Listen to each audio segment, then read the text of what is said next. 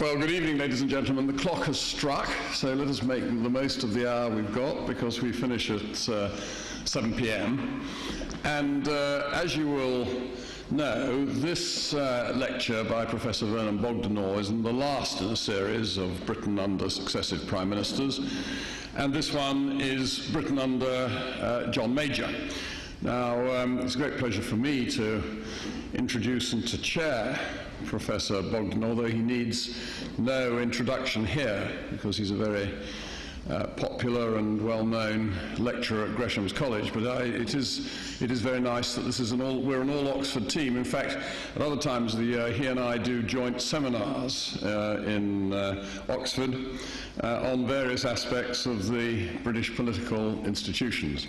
But I haven't heard his views on Mr. Major, and so, like you, I look forward to them with great interest. Professor Bogdanor.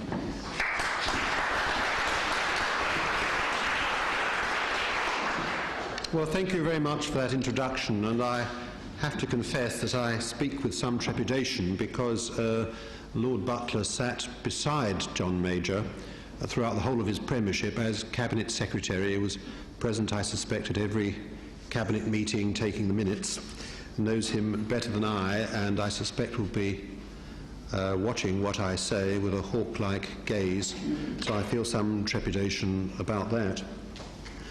But I think the Prime Minister whom John Major most resembles is Stanley Baldwin, the easygoing, tolerant man who led Britain throughout the interwar years. And Baldwin was called the unexpected Prime Minister, and I think one could say that John Major too was an unexpected Prime Minister. Baldwin was nearly 50, an unimportant backbench member of the House of Commons before he became a minister. He was so unsuccessful that he thought of leaving Parliament. But then, through a strange concatenation of events, he became Prime Minister at the age of 55, just 5 years after he thought of leaving Parliament. And he seemed very undistinguished indeed, and his defeated rival for the premiership, Lord Curzon, said that he was a person of the utmost insignificance. And someone once quipped rather unkindly in the 1930s, when Baldwin spent a long time searching for a Minister for Defence Coordination, that Baldwin was searching for someone with less ability than himself, and this took a great deal of time. There's a cartoon in Punch at the time Baldwin became Prime Minister, with the young Baldwin as a boy looking up at the older Baldwin and saying, "What? Prime Minister, you?" And I think one might have said the same of John Major, but Baldwin, like John Major, was strangely formidable, and Baldwin worsted most of the party politicians who tried to unseat him, Lloyd George, Churchill and others. And Churchill said he was the most formidable party politician he'd ever known, and perhaps the same could be said about John Major. He was, I think, the unexpected Prime Minister, like Baldwin. He became Prime Minister in 1990, in November 1990. He had been in the Cabinet for just 3.5 years. He'd attained a senior Cabinet position a year and a half before, in July 1989, when he became Foreign Secretary. But he held that position for just 3 months. And at the time he became Foreign Secretary, so just 18 months before he became Prime Minister, just 2% of the public had heard of him. After 3 months as Foreign Secretary, he was Chancellor for just over a year, didn't particularly shine in that position. And I believe he wasn't really thought to be a strong contender for the leadership. And if I can just bring a personal anecdote into this talk, after the first ballot on the Tory leadership in November 1990, when it was clear that Margaret Thatcher couldn't continue, I was rung up by a friend of mine who was a special advisor to a Conservative minister, and we agreed that Margaret Thatcher couldn't continue. And I said, I expect Douglas Hurd will succeed her. And he said, well, I think John Major could be a strong candidate. And I said, really? You think that, do you? And I was very surprised. But I wasn't alone, because a poll taken at that time, in mid-November, just after the first ballot for the Tory party leadership, there was a poll asking, who would you like to see as leader of the Conservative Party and Prime Minister? And the most popular candidate was Michael Heseltine, who had 37%. Next was Margaret Thatcher with 22%. Then Sir Geoffrey Howe with 12%, though he wasn't a contender. Douglas Hurd with 11%, and John Major with just 3%. But Major defeated his two opponents, Douglas Hurd and Michael Heseltine. He wrong-footed them by saying that he wanted to create a class society, and his two opponents didn't seem quite suitable for that role. Michael Heseltine was photographed outside his large mansion in Banbury, near Banbury, and it didn't look as if that was the mansion of someone who could create a class society. Douglas Hurd, I think really for the first time in his political career, impinged on the wider public consciousness rather disastrously, because he sought to rebut the accusation that his patrician background rendered him unfit to govern modern Britain. He said he wasn't really a patrician, but really rather poor. He said his father was a tenant farmer with just 450 acres. He said he'd gone to Eton on a scholarship and had spent his school holidays planting potatoes to earn pocket money. He was now reduced to just 10 acres.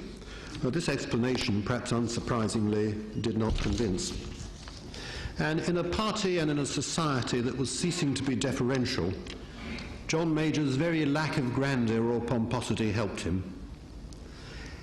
He was elected Prime Minister, perhaps, or chosen Prime Minister, less perhaps because of who he was than because of who he wasn't, that he wasn't Douglas Hurd or Michael Heseltine. He won the general election in 1992, not so much because of who he was, but because who he wasn't. He wasn't Neil Kinnock. In 1995, there was another Tory leadership election which he won, again, not so much because he was, but because he wasn't John Redwood, who would clearly be, so most Conservatives thought, an election loser. When John Major became the unexpected Prime Minister in 1990, he was just 47. He was the youngest Prime Minister since Lord Rosebery in the late 19th century. Tony Blair was younger still when he became Prime Minister. But John Major's background was rather different from that of Lord Rosebery. Lord Rosebery had gone to Eton and Oxford and was a leading member of the aristocracy. John Major came from a very different stratum of society, and he was an unexpected Prime Minister in a second sense, that you wouldn't expect someone from that background to become Conservative Prime Minister. His father was a trapeze artist in a circus, who retired from the circus and became a manufacturer of garden implements, garden gnomes and the like. His business failed, and they had to move from moderately prosperous Worcester Park to a rather unsavoury tenement flat in Brixton, where John Major grew up. His father also lived a rather rackety life. Indeed, John Major confessed that when he wrote his autobiography, he discovered new siblings while he was actually writing it. John Major himself had an unsatisfactory educational career. He left school at 16 and did not go to university. There was always been some obscurity about the nature, if any, of his educational qualifications at his O-levels. And John Major said about that never has so much been written about so little. After leaving school, John Major drifted for a while. He drifted for a while and endured a period of unemployment. He was rejected for the position of bus conductor because he was too tall. But he eventually entered the banking industry and made a modest career there. But he found himself in Brixton Young Conservatives, where he used to talk from a soapbox at weekends and found his true métier. And perhaps oddly, in a way, he didn't feel any sympathy with the left. His difficult early background didn't drive him to the left, but it drove him to the Conservatives because he thought that the left would leave you in an underprivileged position, but the Conservatives were the party of popular aspirations, individual aspiration. They would encourage you to make the most of your life, even if you started from highly unpromising circumstances. Now, John Major's ascent to the leadership of the Conservative Party shows the astonishing adaptability of that party and how it had changed. And some of you may remember that I lectured a while ago on Churchill and the politics of the 1950s. Churchill was the grandson of a duke. Anthony Eden was the son of a baronet. Harold Macmillan was the son-in-law of a duke, and Alec Douglas Hume was the 14th Earl of Hume. After that, the Conservative Party changed. Edward Heath was the son of a builder and a lady's maid. Margaret Thatcher, the daughter of a provincial grocer. John Major we've talked about. Followed by William Hague, the son of a soft drinks manufacturer. Ian Duncan Smith, the son of an army officer. Michael Howard, the son of an illegal Jewish immigrant in South Wales who'd become a shopkeeper. Now, perhaps with David Cameron and Old Etonian, the Tories may be returning to their roots. Nevertheless, Tony Blair has been the first public school Prime Minister since the 14th Earl of Hume. Now, it did not seem at first as if John Major would last very long as Prime Minister.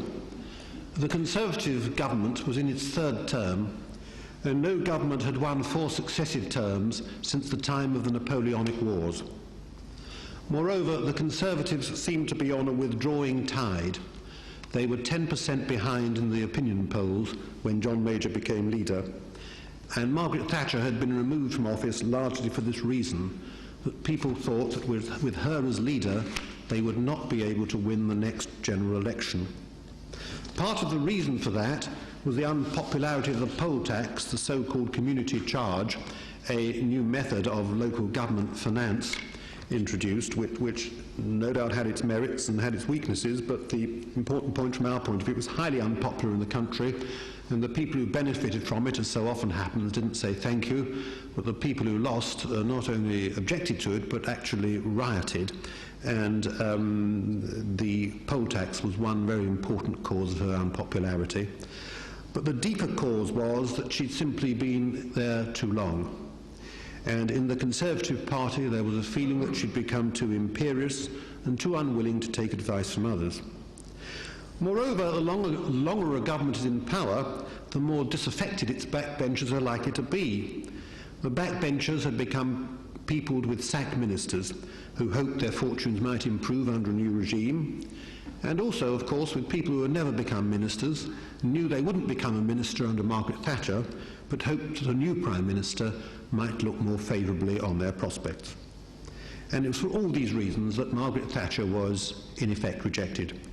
But this left a deep residue of guilt amongst many Conservative MPs, and also amongst Conservative activists in the country, for whom she remained an icon.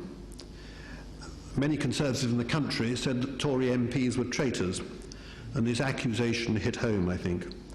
And this meant that they would look very carefully at Margaret Thatcher's successor to see if he was preserving her vision, her legacy.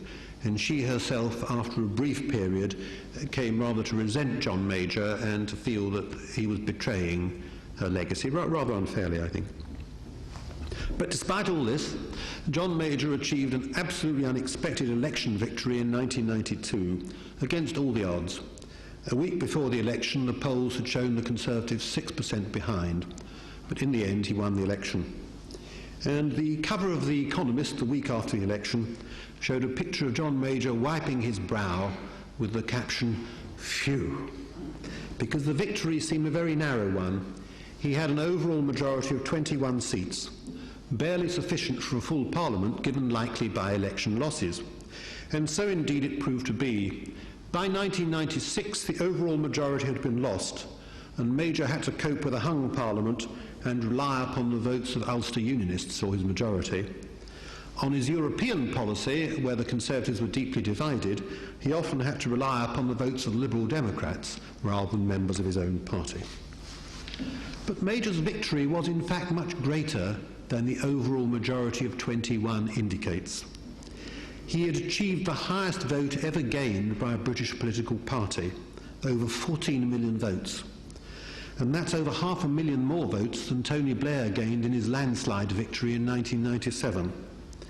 And it's more votes than either Margaret Thatcher or Tony Blair ever achieved, or indeed any other Prime Minister in British history. Moreover, the Conservatives were 7.5% ahead of Labour in the popular vote. And that was the largest victory gained by the Conservatives in the post-war era, with the exception of Margaret Thatcher's 2 landslides in 1983 and 1987. It was a larger victory than had been secured by Churchill in 1951, Eden in 1955, Macmillan in 1959, or Heath in 1970. Larger indeed than Blair secured in the last general election, when he had a comfortable majority of 67. He was just 3% ahead of the Conservatives. Major was 7.5% ahead of Labour, with a majority of only 21. And you can see that he was a victim, it's ironic, of the first past the post system of which he and the Conservatives were strong supporters. And that system works erratically, particularly when, as in 1992, you have a strong third-party challenge. The electoral system was working against the Conservatives, so they needed more votes to win a given number of seats than Labour. It still works against the Conservatives, so that if in the next election the Conservatives and Labour get an equal number of votes, the Labour Party will win many more seats. Now, in 1992, the perverse working of the electoral system prevented John Major from having a genuine working majority, and I think this point must in fairness be borne in mind for anyone seeking to evaluate Major's government. But nevertheless, his victory had fundamental consequences for British politics, because it meant that the new settlement, which had been constructed by Margaret Thatcher, would survive and could not be overturned by Labour. Most important of all, perhaps, Labour would have to abandon nationalisation as a fundamental principle, which Tony Blair duly did in 1995 when he deleted Clause 4 of Labour's constitution, committing the party to the nationalisation of the means of production, distribution and exchange. And the general election of 1997 was the first in which Labour was a national party that the question of nationalisation was not an issue. And indeed the question about Labour in 1997 was not which industries will it nationalise, but which industries will it privatise. Socialism seemed completely dead, one of the great ideological casualties of the 20th century. Now, John Major remained Prime Minister until the general election of 1997, when he was defeated by Tony Blair by a landslide. Though someone said, I think, that even the Archangel Gabriel couldn't have won the 1997 election for the Conservatives. But John Major was Prime Minister for 7.25 years. We think of John Major as Prime Minister for a short time, but he was there for 7.25 years, and that's a longer continuous period of office than anyone in the 20th century, except for Asquith, Margaret Thatcher and Tony Blair. Only 3 Prime Ministers have held continuous office for longer. Indeed, he had the longest consecutive period in office of any Conservative Prime Minister since Lord Liverpool at the time of the Napoleonic Wars, except for Margaret Thatcher. He was Prime Minister for longer than many people we think of as great Prime Ministers who were Prime Ministers for a long time. He was Prime Minister for longer than Lloyd George or Attlee or Harold Macmillan. But I think, despite all that, and despite what I've said so far, he is generally regarded today as a comparatively insignificant Prime Minister. I once asked, shortly after John Major became Prime Minister, I was at a conference on the Conservative Party in Oxford, and the very elderly Enoch Powell was there, and I asked him what he thought of John Major, and he replied, does he really exist? And John Major's period of office seems an interregnum sandwiched between 2 much longer periods of office of Prime Ministers who seem to have made the weather much more than he did, Margaret Thatcher and Tony Blair. And he led the Tories, so people say, to their worst defeat in modern times. Now, I think this perception of John Major as an insignificant and unimportant Prime Minister is mistaken. And I want to outline 3 great achievements of his period in office, and also his great failure. His 3 great achievements, I think, are that he kept Britain in Europe, that he held the Conservative Party together in very difficult circumstances, and that he reformed the public services. His great failure is his failure to prevent ethnic cleansing in Bosnia, and many may think that failure so great as to nullify all his achievements. Now, Europe was the issue which dogged John Major's premiership. At the beginning, he told Helmut Kohl, the German Chancellor, "My aim for Britain in the community can be simply stated. I want us to be where we belong, at the very heart of Europe, working with our partners in building our future." And in his autobiography he says, "I was keen to rebuild shattered fences, to prevent Britain from being seen forever as the odd man out, to be excluded from the private consultations that so often foreshadowed new policy in Europe. And that, of course, is a dig at Margaret Thatcher, who'd adopted a much more confrontational approach. Now, John Major's first problem was to secure ratification of the Maastricht Treaty, which he signed on Britain's behalf in 1991. And this should not have been a problem for him, and the fact that it was due to great bad luck. There's a sense in which Maastricht was a great triumph for John Major, because through his negotiation skills, he'd secured two important opt-outs for Britain. The first was an opt-out on monetary union, that instead of the government being committed to monetary union, it would be for Parliament to decide whether or not we joined. And if it hadn't been for that, we would have been required to join the euro in the late 1990s when it came into existence. Now, Margaret Thatcher wanted to go further than that.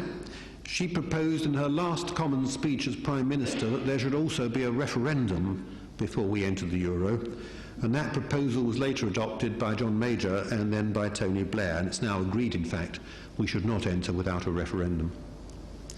The second opt-out that John Major secured was an opt-out from the social chapter requiring certain minimum standards of social welfare. Now, that was more symbolic than real, I think, because most good companies already observed those standards, but it was of highly symbolic importance to the Conservative Party, and the Conservatives would never have accepted adherence to the social chapter, nor would they have accepted a commitment to the euro.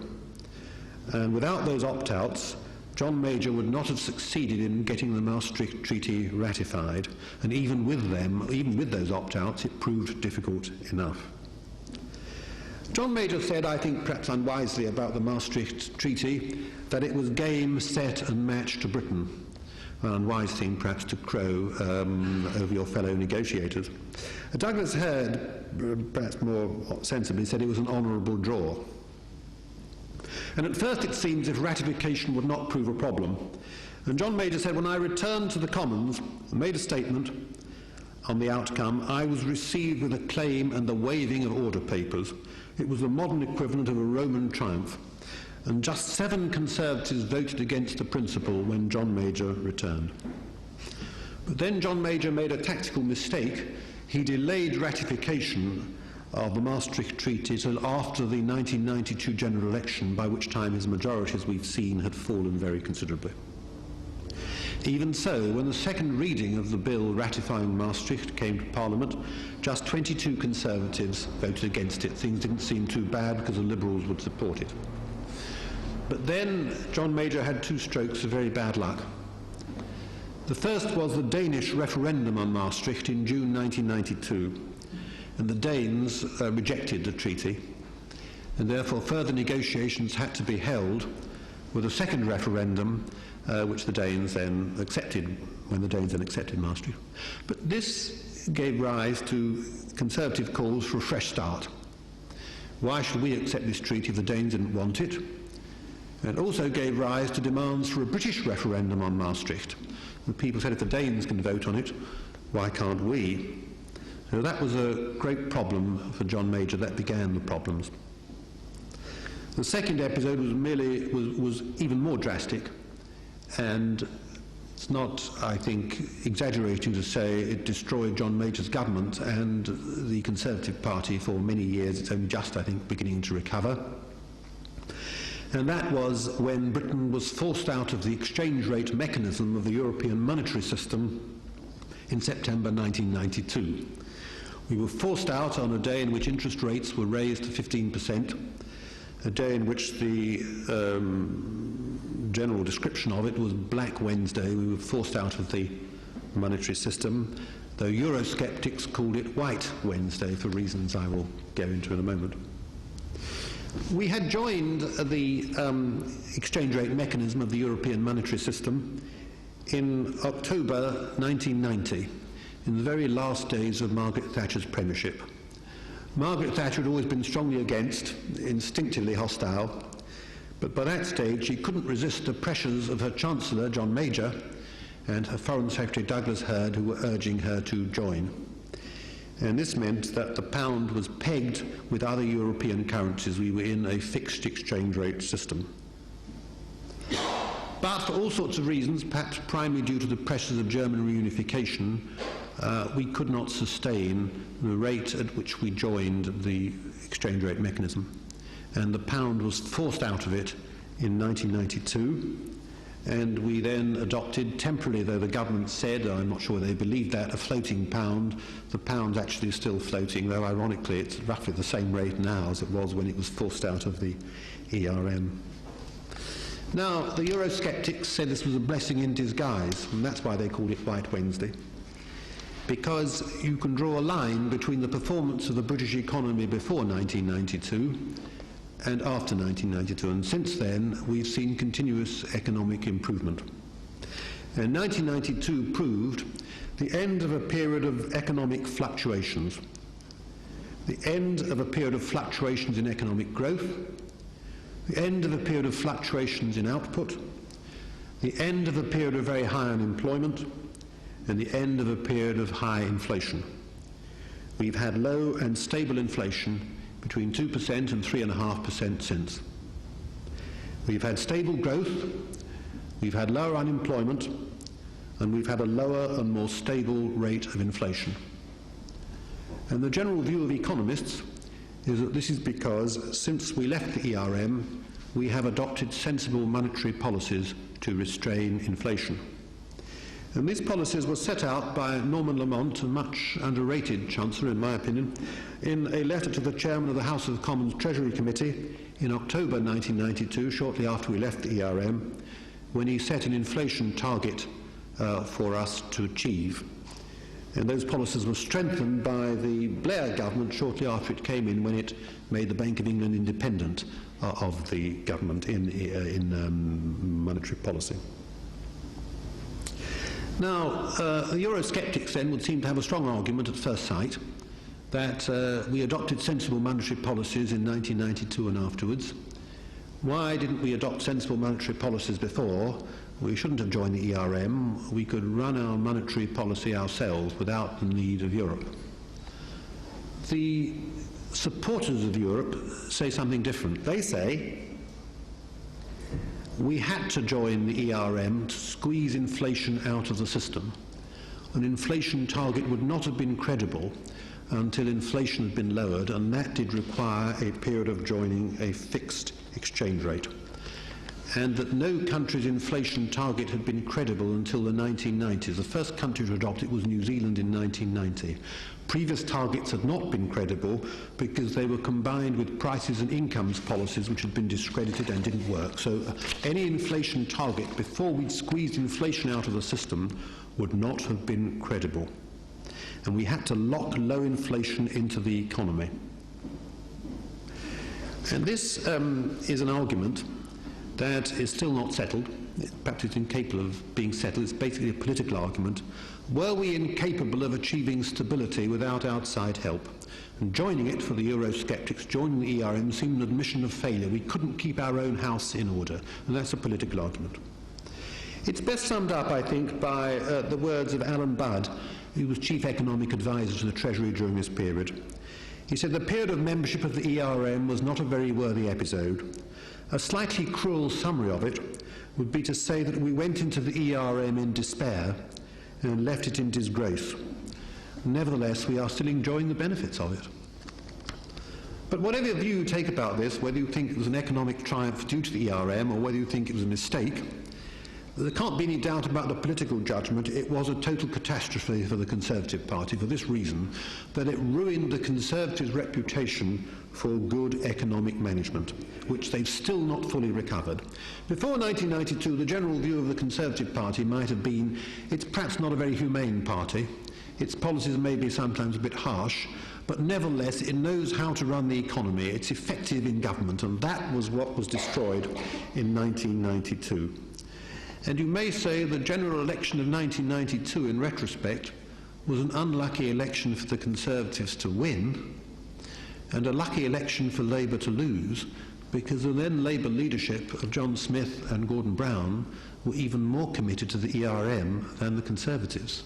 and thought the Conservatives should not have left. Of course, it didn't stop them criticising them for leaving, but they were more committed than the Conservatives, the ERM. Indeed, the damage was done not only to the Conservatives, but to Gordon Brown's reputation. It was at that point that Tony Blair overtook him in Labour's leadership stakes, because Gordon Brown, together with John Smith, was deeply committed to the ERM. That may explain Gordon Brown's current scepticism towards the euro, because, of course, if you're in the euro, you can't get out of it.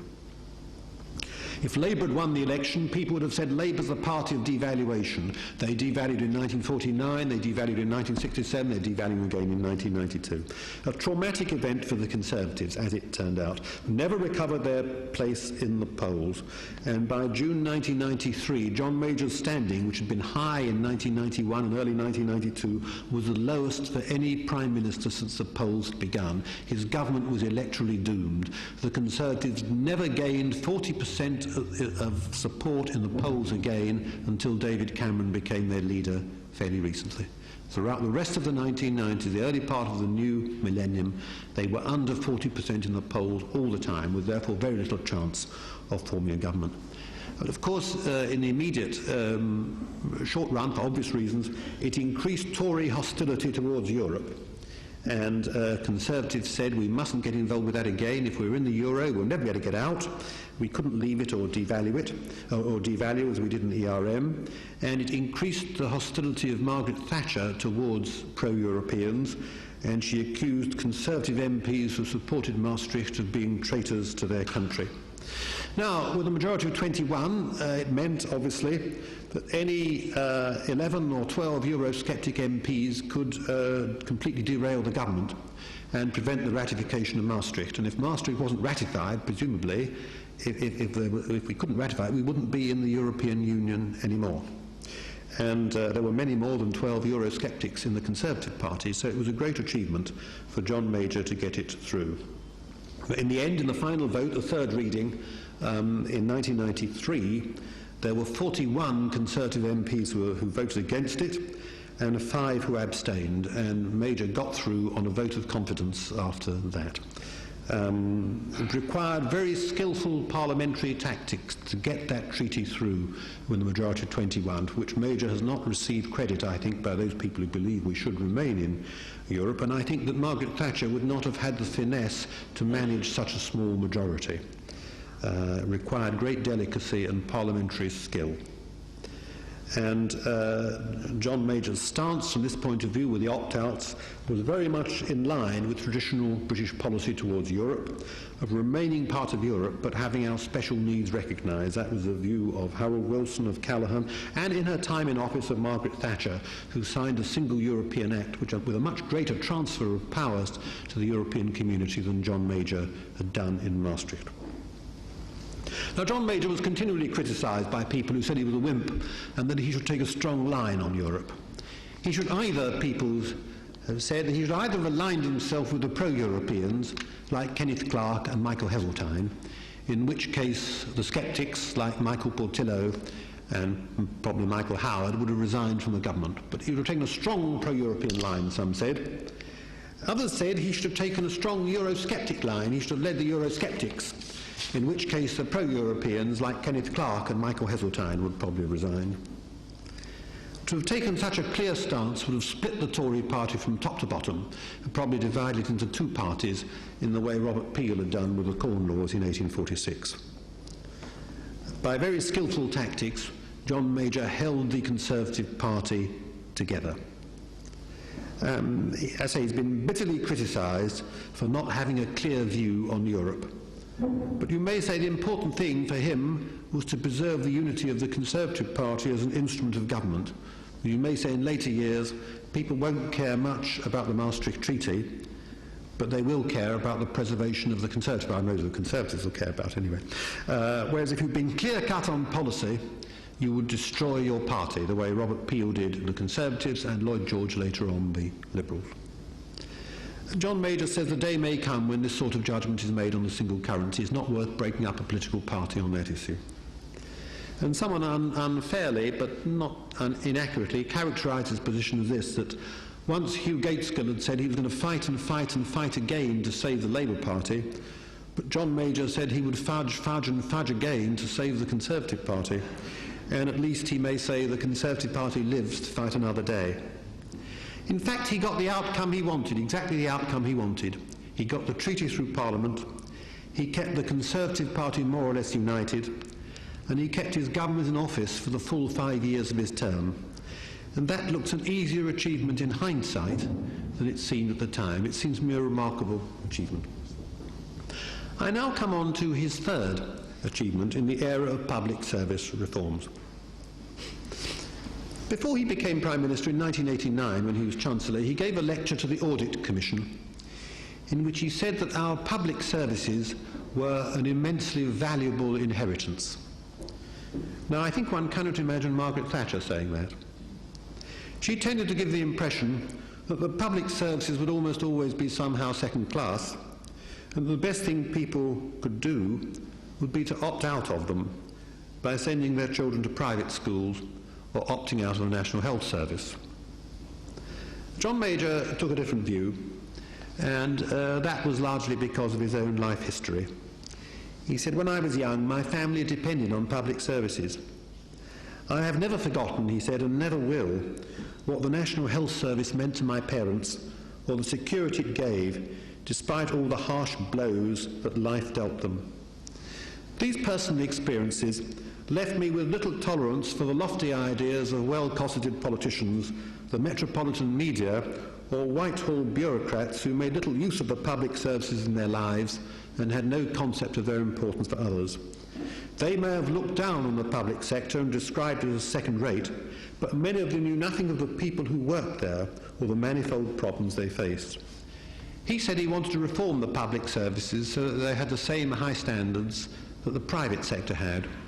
And he said the left should be grateful to him for it, but of course the left hasn't been particularly.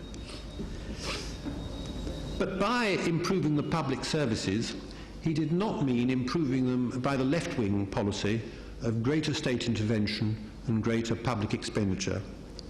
What he wanted to do was to extend choice in the public sector so that people in the public sector had the same right of choice that people in the private sector had, just as someone using the public schools could choose a school, or someone using private medical care could choose their practitioner.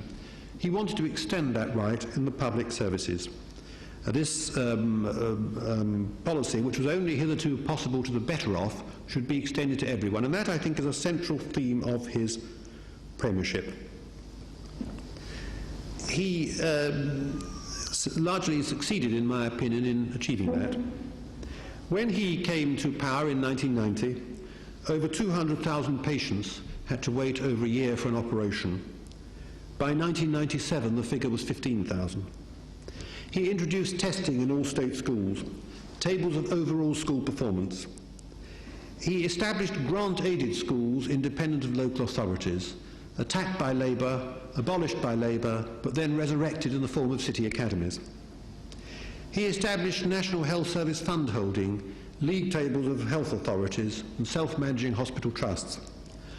The fund holding policy was attacked by Labour, abolished by Labour, but then resurrected in a different form. He adopted the job seekers allowance, that no one should be able to reject a genuine work opportunity and remain in receipt of benefit. But that too was attacked by Labour, but resurrected by Gordon Brown in the form of the welfare to work policy. All of these policies were opposed by the Labour Party in opposition, but accepted and indeed championed by New Labour in office. And Labour would have to accept in office that the old principles of the left in education, the one-size-fits-all comprehensive principle, would no longer be feasible. It would also have to accept the introduction of market principles and private contractors into the health service. Tony Blair called Labour New Labour. But what was new about New Labour was new only for the Labour Party. It wasn't new for the country, because the public service reforms of Blair's Labour government were not new except for Labour. They were not new for the country, because they'd been pioneered by the government of John Major. So John Major can be regarded as the father of New Labour. Let me give a speech, extract from a speech which emphasises that. The aims of government should be to strengthen choice and responsibility for the individual and the family, humanising market forces to make a compassionate society, spreading the ownership of wealth and prosperity in such a way as to facilitate personal saving and the transfer of modest amounts of personal wealth, concentrating social provision on those in genuine need, thus asserting our credentials as a compassionate party with a record of effective care. Now, you may think that comes from a speech of Tony Blair's. It doesn't. It comes from a speech of Keith Joseph's in 1975, and at that time Keith Joseph was a hate figure on the left, a highly controversial figure. But it could easily be said by Tony Blair, and that's a sign of how much politics changed on issues of public service provision during the period of John Major's premiership, and it's a sign of how much of the Conservative agenda has been not only accepted by Labour, but now regarded by Labour as its own creation in the form of New Labour, which, as I say, was new for Labour, but not for the country as a whole. I now come to John Major's foreign policy, and in particular Bosnia. And at the beginning of my lecture, I compared John Major with Stanley Baldwin. Now, like Baldwin, John Major was ill at ease in foreign policy matters. And in his autobiography he says, "Of all the roles in government, the Foreign Office was the one for which I was least prepared." He describes himself as a relative novice in foreign affairs, a charitable judgment, and said that he was fortunate in having Douglas Hurd and Malcolm Rifkind to guide him. And he came to power at a transitional time in foreign affairs, after the collapse of communism, the end of the Berlin Wall. When the American president, George H.W. Bush, the father of the current president, was suggesting that there was a new world order with the ending of the Cold War, and that the West should take advantage of that new world order by encouraging the spread of democracy and intervening to end ethnic cleansing and, where it could, totalitarian regimes. That view of George H.W. Bush was shared by Margaret Thatcher and later by Tony Blair in his policies, certainly in Kosovo in 1999. The traditional view held by the John Major government was that fundamentally nothing had changed. There was no new world order. And Douglas Hurd, the Foreign Secretary, said in April 1994, "We do not have a new world order. We have a traditional set of world disorders, and we are trying case by case and institution by institution to equip ourselves to deal more adequately with these disorders." And the corollary was that the traditional conservative basis of foreign policy should remain unchanged, that Britain should act in foreign policy only where its interests were directly involved. Malcolm Rifkind once quoted Palmerston and said the furtherance of British interests ought to be the sole object of a British Foreign Secretary, that we could not afford to be an international policeman. And this led to a difference of view as to the nature of the Bosnian conflict. The American view, which was shared by Margaret Thatcher, by Paddy Ashdown and Michael Foot, an incongruous trio, you may think. The American view, shared by some British politicians, was that what we faced in Bosnia was a deliberate policy of genocide or ethnic cleansing by the Bosnian Serbs, aided and abetted by Milosevic, the leader of Serbia, in order to create a greater Serbia on the ruins of the old Yugoslavia, and to drive out the non-Serb element in Bosnia, primarily, though not exclusively, the Muslim element. That was a view that Tony Blair took of the conflict in Kosovo in 1999, and for that reason he intervened, and that led to the downfall of Milosevic. The view held by the John Major government was that what was involved were ancient hatreds in a civil war, that one side was as bad as the other, and that we should not get involved. And this was the doctrine of Tory realism in foreign policy, that they were in politics to make things work, undistracted by fanciful ideas or utopian sentiments. And Douglas Hurd says in his book Waging Peace, "By the test of the narrow national interest, Bosnia could not rate high for the British, The instinct of the realist was to stay out. And the United Nations began by sharing that view, but by 1999 the American Secretary General, Kofi Annan, appreciated that it had been mistaken. And in November 1999 he issued a report on the Bosnian crisis in which he apologized on behalf of the international community for the policy of amoral equivalence in the Balkans, which equated victims and aggressors. Because the old geopolitical doctrine of Tory realism didn't have much to offer in the world of Milosevic and ethnic cleansing, just it had little to offer in the appeasement years of the 1930s. Now, Major and Hurd faced what Hurd's Foreign Office successor Malcolm Rifkind was to acknowledge as the worst crimes in Europe since the Holocaust. And the Major government dealt with these crimes by imposing an arms embargo which prevented Bosnia from exercising her inherent right of self-defense against massacre and rape. And a similarity here with the policy of appeasement in the 1930s, and particularly a non-intervention in the Spanish Civil War, which denied arms to the legitimate government of Spain. And it was the motif of appeasement, as in the 1930s, that if you put pressure on the weaker side, you can avoid a war, or the fighting will end more quickly because the aggressor will win more rapidly. And wars can always be avoided if the weaker side gives way to the side making a threat. Now, both the older Bush, towards the end of his administration, and Clinton sought to intervene on the side of Bosnia. This was prevented largely by Douglas Hurd, who also stopped Europe from acting, and it caused the greatest rift between Britain and the United States since Suez. The UN rapporteur on human rights, Tadeusz Mazowiecki, the first democratically elected Prime Minister of Poland, said, "Any time there was a likelihood of effective action, a particular Western statesman," by which he meant Douglas Hurd, "intervened to prevent it." Douglas Hurd said that lifting the embargo would create what he called a level killing field.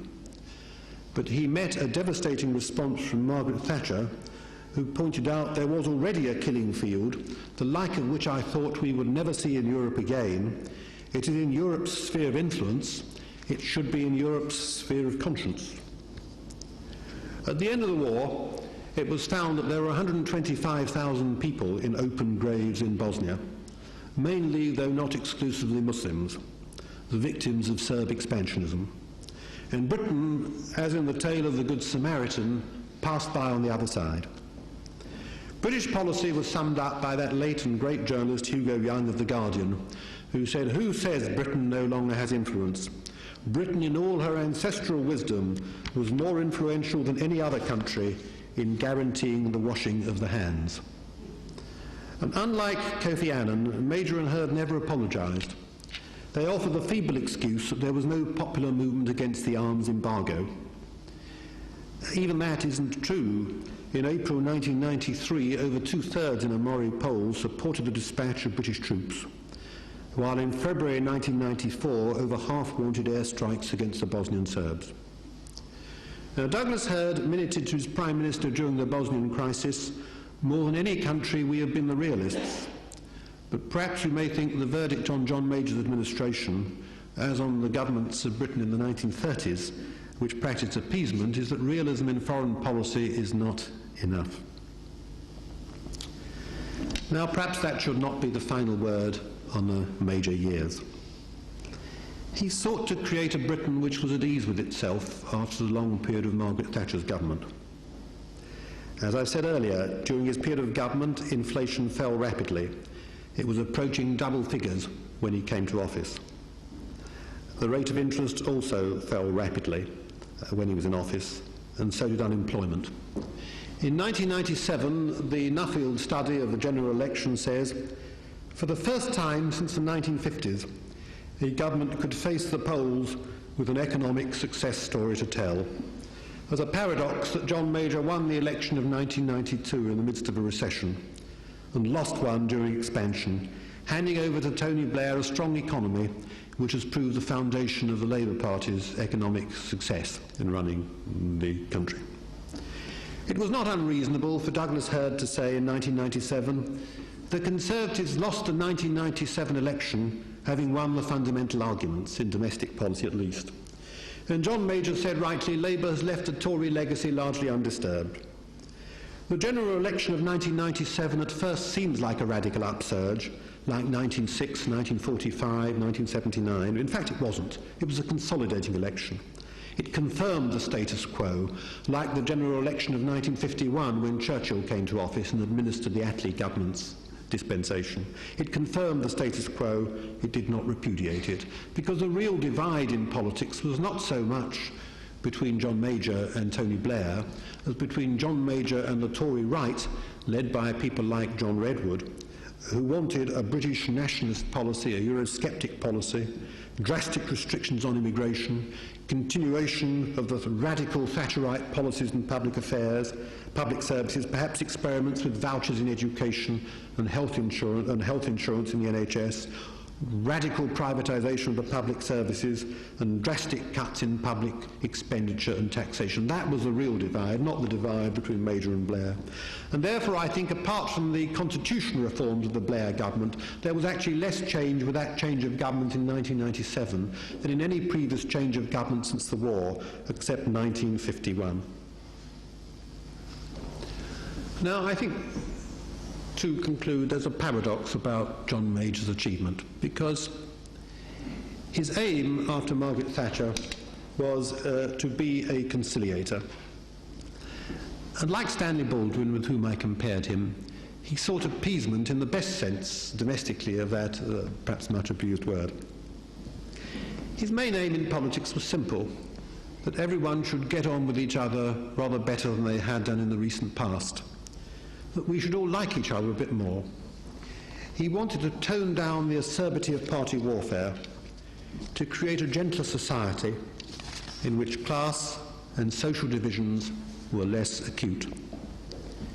In Europe, he sought conciliation, a more constructive engagement than had been possible in the later years of Margaret Thatcher's rule. In Bosnia, he sought to persuade warring tribes whose motives he did not understand to come to terms with each other. Yet, just like Stanley Baldwin, who tried to conciliate everyone, in the end he succeeded in conciliating no one. He was massively rejected by the British people in 1997, the worst Tory defeat since the 19th century. He was excoriated by Europhiles and Eurocrats alike, both accused him of betrayal. He was condemned on the continent as being insufficiently communautaire, insufficiently European, and condemned, as I condemned him, for appeasement in Bosnia. And this happened also to Stanley Baldwin, who retired, unlike John Major, in a blaze of glory. But he came to be excoriated for his easygoing approach to foreign policy, which left Britain in mortal danger in 1940.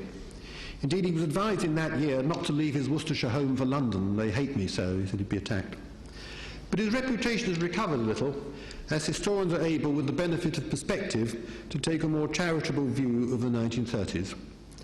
And I suspect the same will happen with respect to John Major, except with regard to Bosnia, a terrible blemish on his record. Like Baldwin, he would have been a far better Prime Minister in less troubled times. He was a dangerous Prime Minister for troubled times, though fortunately Milosevic did not threaten the peace of Europe as Hitler did. But perhaps this shouldn't be the last word on John Major, because after all, if Britain remains today a tolerant, easygoing society, still capable of adapting radical social and economic changes without damage to our institutions, if we're a society in which party conflict is on the whole restrained and gentle and not marked by any particular acerbity, perhaps the credit for that lies, to some extent at least, with John Major.